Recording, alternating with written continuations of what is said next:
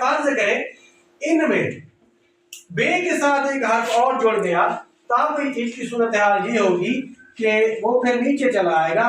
ये देखें ऐसे करके ऐसे लिखेंगे। फिर ये सब जो हरूफ बताए हैं रिपीट कीजिएगा।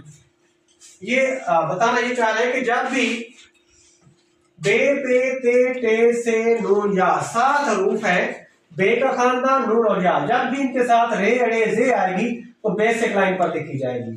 4 हरूफ है जीम चे हे, इनके साथ जब भी जुड़ेगी रे अड़े जे तो ये बेसिक लाइन पर ही रे रहेगी।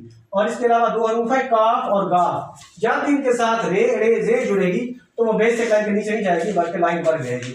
और इसके अलावा लाम है एक हर्फ जो जिनके साथ लाम के साथ जब भी रे और जे जुड़ेगी तो बेसिक लाइन पर रहेगी। इनके अलावा जितने हरूफ हैं सीन शीन है, स्वाद द्वाद है, आइन है, फे काफ है, तो आइन गाइन तो जोई हो गया, मीम हो गया, हा हो गया, इनके साथ जब भी रे जुड़ेगी तो वो नीचे होगी स्लाइड वाली, यानी कि बेसिक लाइन क्रॉस कर जाएगी।